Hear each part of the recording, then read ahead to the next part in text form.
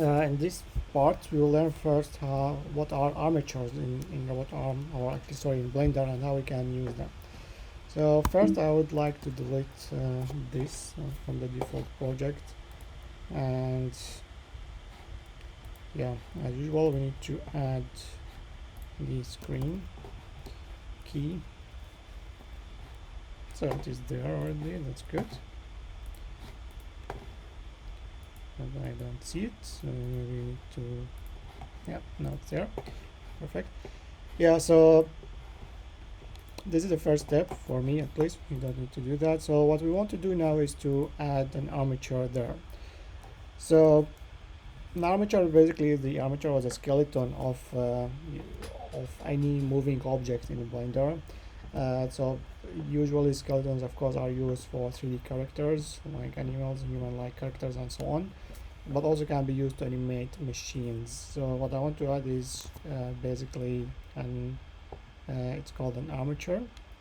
So once you click here, the first thing you would see, first of all, we see the armature there, but we will see what is called a bone. So a bone is a part of an armature. And uh, basically, with respect to robot arms, this bone is representing for us a link, okay, a link in a robot arm.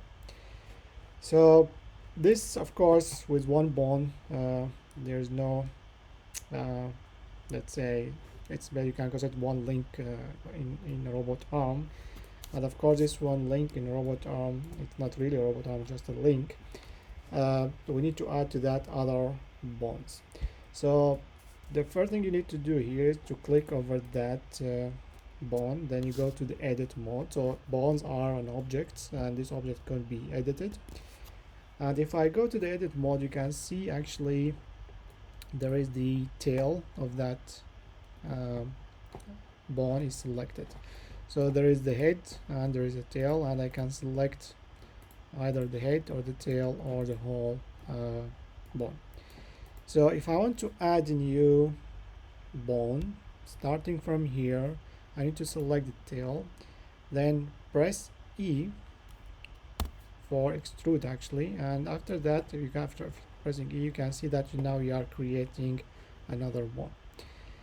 Now, of course, if you know the dimension of that second, let's say, bone, then you need to press, for example, select that tail, press E. Then let's say we need to first of all extrude it along the Z axis only, so you can press Z. So this is basically our axis now, and I don't know, then would be, let's say, 10, and 10 is too, because this is actually 10 meters in this case.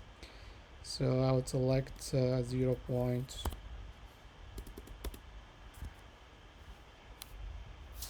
X or E, sorry, Z, and Y1. Then this is basically our next one. Now, when it comes to the robot arm, as you will see, we'll use the reference points that we had, or the reference empty axes, to use them at the end or the start of the bonds there.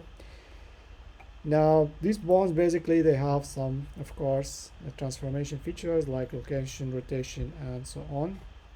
So if you select a bond in the edit mode, there is here actually one properties for properties tab for bonds, and this is basically, you can see that the head is 1 meter above, let's say, or starting from the tail to this head is 1 meter on the Z axis, so this is basically 0. Then we have 1 meter here, then we have 2 meters there. So of course these meters are too long for robot arm, but yeah, the unit you can change it anytime, as you know. So this basically, it's important to know. And of course, it also, when you create animations, it's important to know that there is no roll, and roll is basically the rotation of the arm or the link or the bone around itself. So if I do that, you can see it is rotating. It's better to set it always to 0, because when it comes to the inverse kinematics, this should be, yeah, they should be aligned, so it will be easier and better for the inverse kinematic. So if I click here, it's 0 and this is 0. That's good. Let's add another one. So extrude, then again along the z-axis, yeah, and maybe another 1 meter there, and this now we have 3 links robot arm. So we talked about degrees of freedom here. Now this, because these bonds, they are connected, yes, but they have now 3D joints. We haven't added any constraints yet to this joint, which means that each bond actually can rotate around x, y, and z, and also can translate.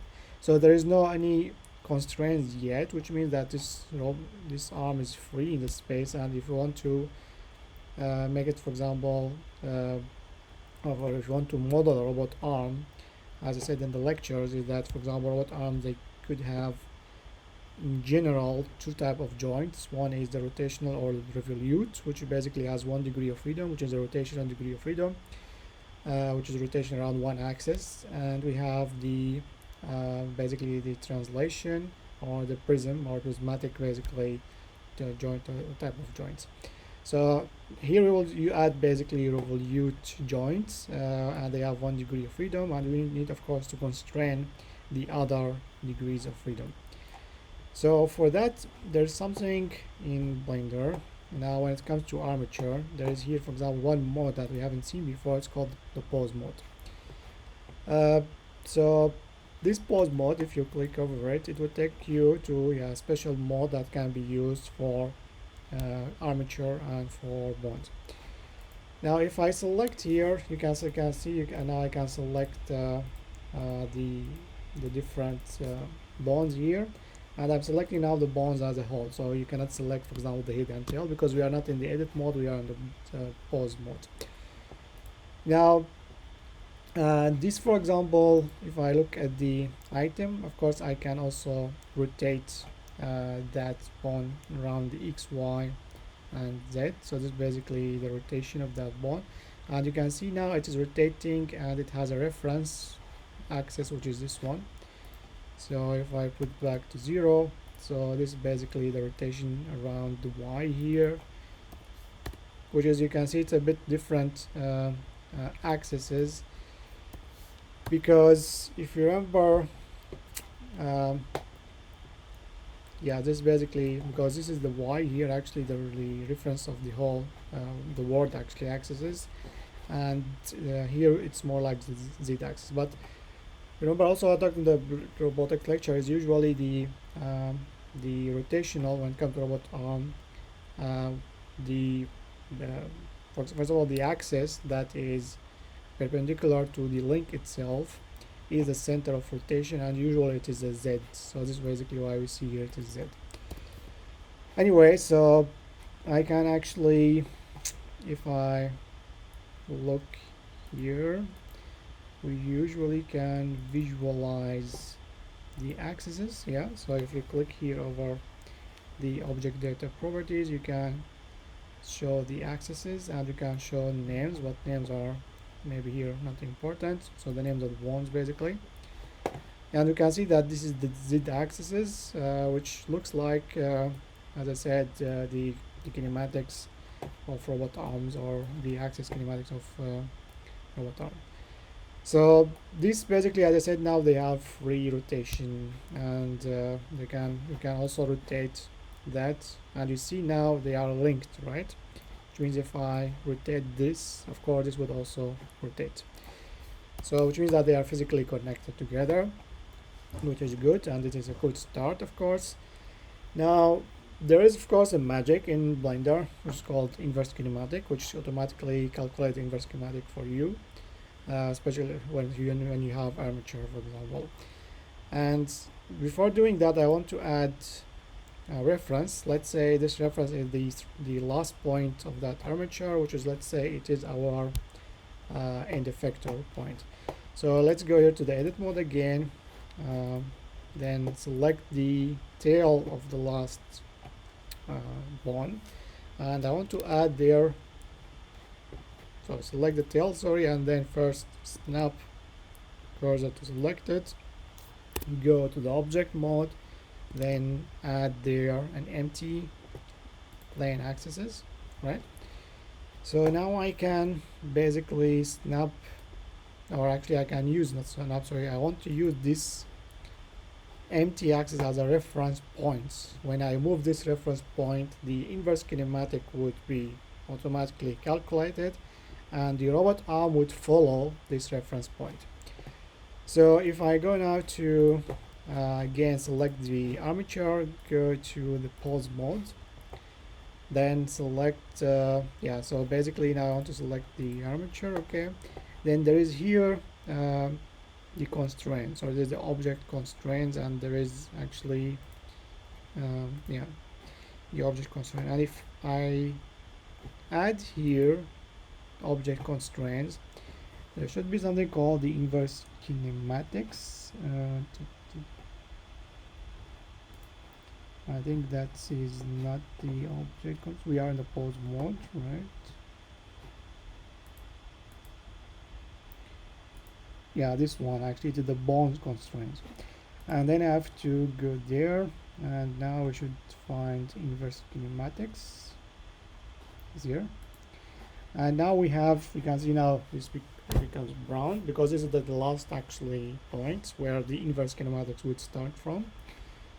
Now this inverse kinematic, as I said, would follow a reference because we have a reference point and we want to inverse that kinematics, and by inversing that kinematic we need to actually configure the rotation of all the joints.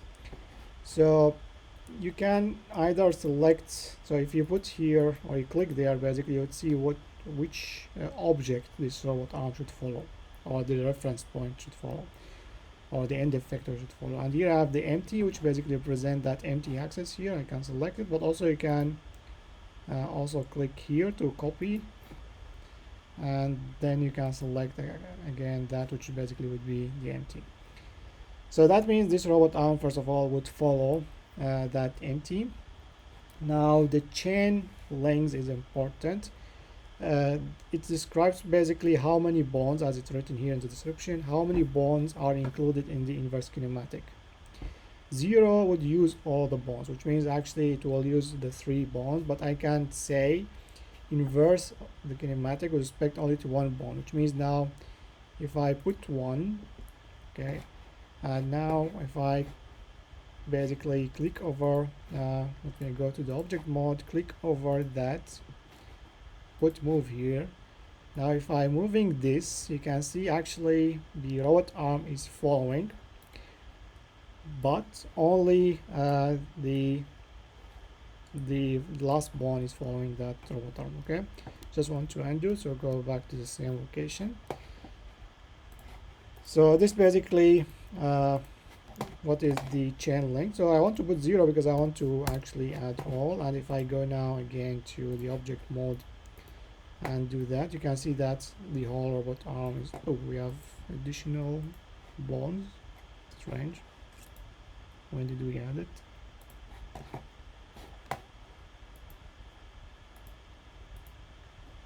This one, I don't know.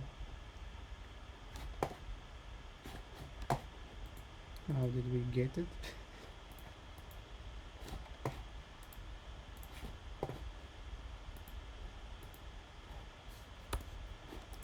So let me first go to default.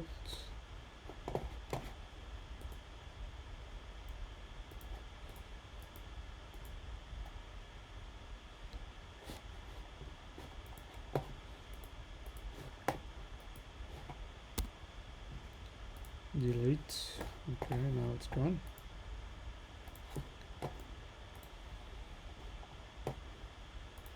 Yeah, so bring back. So that actually was 0.3 meters, which is basically because 1 meter, 1 meter, 1 meter, so it's basically 3 meter at the z-axis. Okay, so this is basically the first thing. Now if you do that movement, you'd see that this robot arm is following, but it has no really constraints, which means that this joint, they have, as you see, 3 degrees of freedom. So they are like the spherical joints, and this is not realistic when it comes to robot arm. What we want to add now is you need to add constraints to these joints, so they have like only 1 degree of freedom that represent a revolute joint, which in reality also has 1 degree of freedom only. So let me bring that to Z0. So let's go to select this one, move to the pose mode again, and now you can select the first basically bond there, and here I want to see the inverse kinematics, standard, custom options.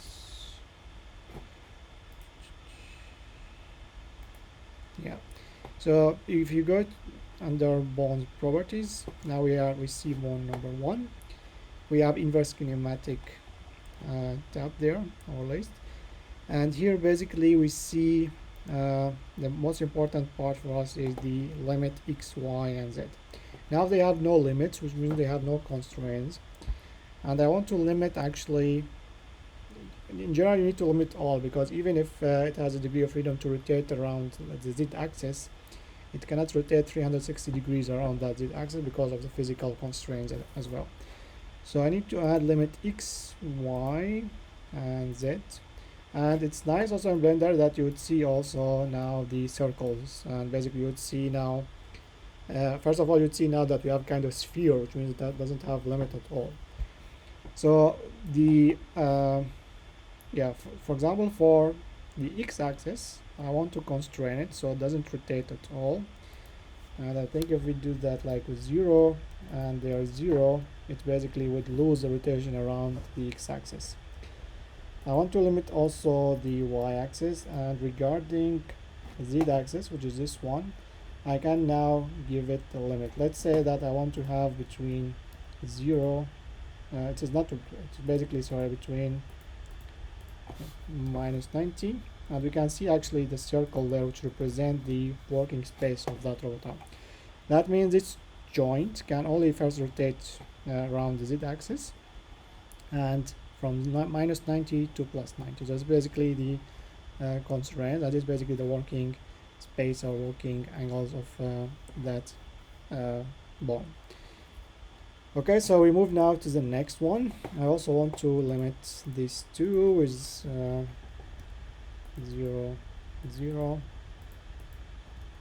then there minus 90, 90, same. Then this one represents usually the base of robot arm, actually, and it rotates around the here around the y-axis and not the x-axis. Okay. So here I need to limit actually x and z with zeros everywhere, and y I want to have it also, let's say, minus 90, 90. So if I go now to the object mode, and you can see that, yeah, first of all, now it can only rotate in this rotation. So if I do that, of course, now we can see that the base is rotating, is following. Okay, and now of course the constraint of the robot arm has been, let's say, reduced, and it's only calculating the inverse kinematic with respect to the constraints that it has. Alright, so this is now the magic, as I said, of Blender, which is the inverse kinematics. Now what we want to do is to, in the next session, we want to take now the robot arm that we have, add this armature to it, and then of course use that armature to rotate that robot arm. Thank you.